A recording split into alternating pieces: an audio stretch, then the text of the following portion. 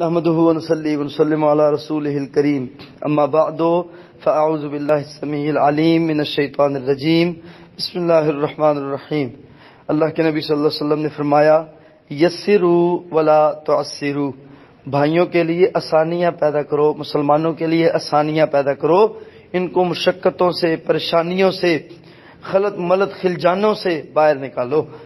تو میرے محترم بھائی، آسانی یہ ہے جو اللہ کے نبی صلی اللہ علیہ وسلم کی حدیث ہے، اس سے زیادہ کوئی آسانی نہیں کر سکتا، نہ اس سے زیادہ کوئی اچھا مسئلہ سمجھا سکتا ہے۔ تو جو نماز آپ کی باقی رہتی ہے اس کو آپ نے ویسے ہی پڑھنا ہے جیسے بنتی ہے۔ کیسے بنتی ہے؟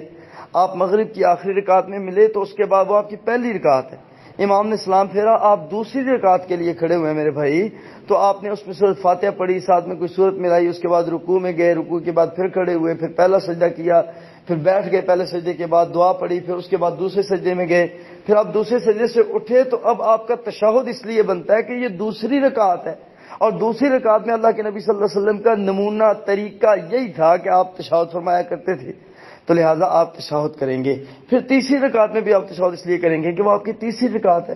پہلی رکعت میں آپ نے تشہد کیوں کیا؟ وہ اس لیے کیا کیونکہ امام کے آپ ساتھ تھے، وہ تشہد آپ کا نفلی ہے، اللہ تعالیٰ اس کا آپ کو انشاءاللہ اجر ضرور عطا فرمائیں گے، لیکن وہ آپ کا بنتا نہیں تھا۔ آپ نے کیا کیوں ہے؟ انما جعل الامام لیؤتم بہ، آپ امام کی اقتداء میں تھے، سو آپ نے امام کے ساتھ کر لیا۔